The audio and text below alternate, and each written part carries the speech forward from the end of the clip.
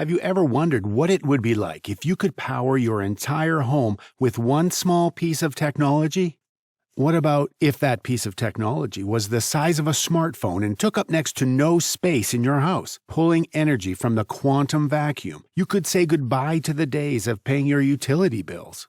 Nikola Tesla famously said that no free energy device will ever be allowed to reach the market. Further to this, when Tesla had a car with antenna placed on it and was running it around town as the batteries charged themselves, J.P. Morgan reported to have told Tesla, "If we can't put a meter on it, we don't want it." In 1901, Tesla started building the Warden Cliff Tower with funding from J.P. Morgan. Tesla hoped he would be able to create a wireless system to take the world off the grid. When Marconi beat Tesla to wireless radio transmission across the Atlantic, Tesla changed his plans for the tower. When J.P. Morgan learned of Tesla's plans for free energy, he immediately cut funding to the project. After all, Morgan was a titan of electricity in his own right, a Goliath in the copper industry, as well as being a capitalist whose work focused around profiting from others. In 1905, Nikola Tesla submitted a patent entitled The Art of Transmitting Electrical Energy Through the Natural Medium. Tesla had realized that the ionosphere was filled with electrical energy that could be easily tapped into. Seeing the world as one big electrical generator, Tesla believed that by using an appropriate medium, limitless energy could be harnessed from the magnetic poles which the planet centered around. Tesla wanted to condense trapped energy between the surface of the Earth and its upper atmosphere and transform it into an electrical current. The sun, to Tesla, was merely a ball of electricity, positively charged with potentially 200 billion volts. To the contrary, Earth was charged with negative electricity, and to Tesla, this force constituted what he called cosmic energy. To experiment and test his ideas, Tesla created the Tesla Coil in Colorado Springs on Pikes Peak. On his quest for a wireless world unowned by a power grid, Tesla created electrical arcs that were essentially man-made lightning bolts. This lightning was seen for miles around and helped Tesla to prove that his invention could power light bulbs wirelessly. In 1931, Tesla claimed to have finally harnessed these cosmic rays in the Brooklyn Eagle, explaining that he had caused the rays to operate a motor device. He said, "More than 25 years ago, I began my efforts to harness cosmic rays, and I have succeeded. Electric power is everywhere, present in unlimited quantities.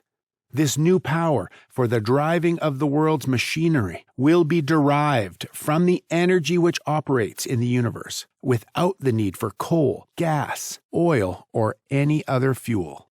So why, after so much time has passed, do we still use metered, linear energy sources to power our daily lives?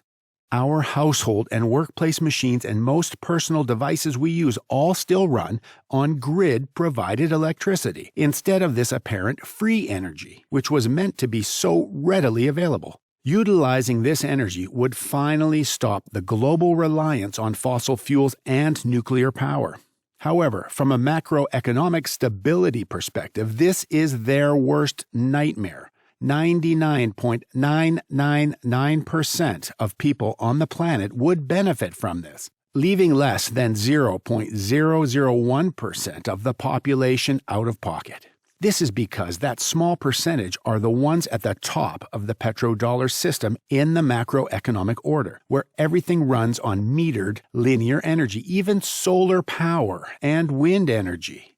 If you start a conversation about the phenomena of new energy, more precisely free energy, you are entering an overly sensitive area of compartmented intelligence in the history of the United States. We have not needed fossil fuels for around the last 100 years. At this point in history, the rapidly advancing theories and quaternion equations put forward by the likes of Tesla, Maxwell, and Faraday were interrupted.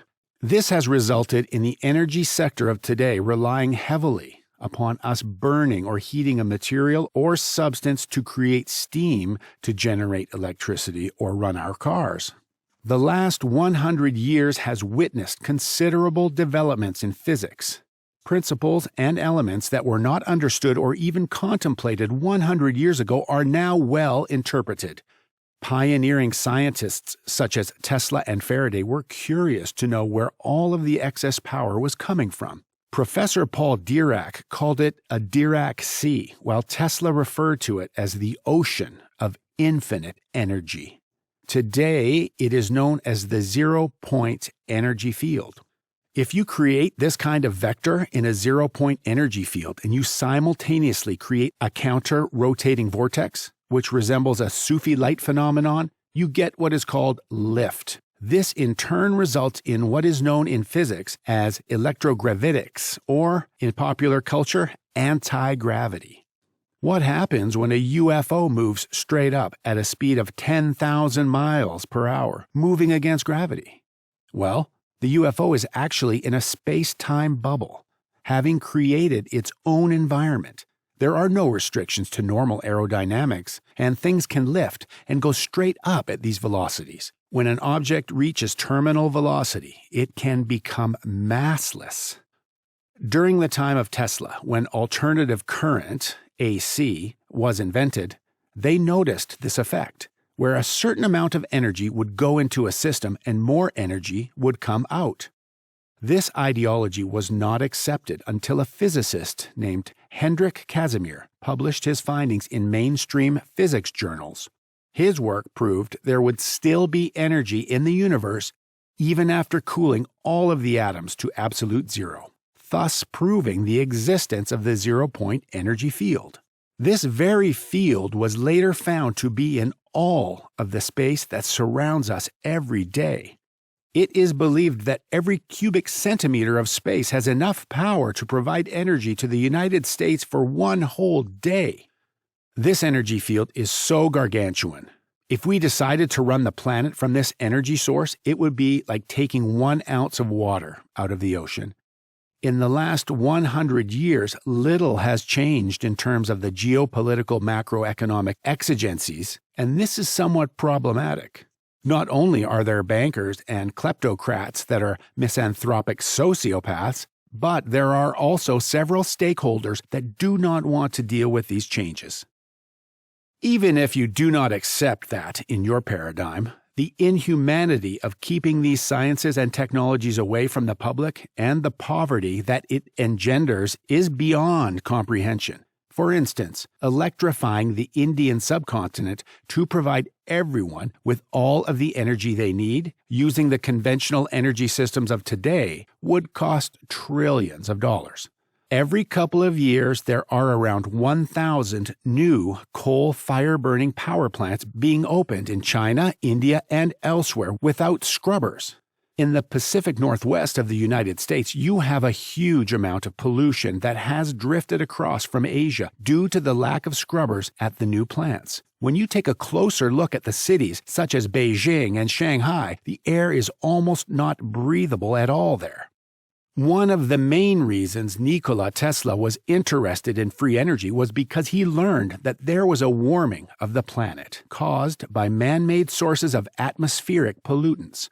Tesla may have been the first person to consider, in detail, the effects of this phenomenon now commonly referred to as global warming or the greenhouse effect. It is not just the air that is becoming more polluted. If you look at the oceans, you have instances such as Fukushima reactor releasing radioactive material into the ocean, in addition to CO2. Ecosystems in the ocean are continuously beginning to die because of the acidity created by such pollutants, causing alkaline levels to be disrupted. All of these are macro geophysical effects currently ongoing while we try to maintain the current macroeconomic order in the world, and this is problematic. So why doesn't someone fix it? It is all rather perplexing and the question at the forefront of many minds. People question why Bill Gates doesn't tackle it or why the president doesn't try to do something about it. But why does it always have to be someone else? If you go to a billionaire, the likelihood is that they will tell you that they want to be first to be second. A common expression in business, especially around controversial sciences. Nobody wants to be the first to stick their neck out. So it becomes a leadership issue.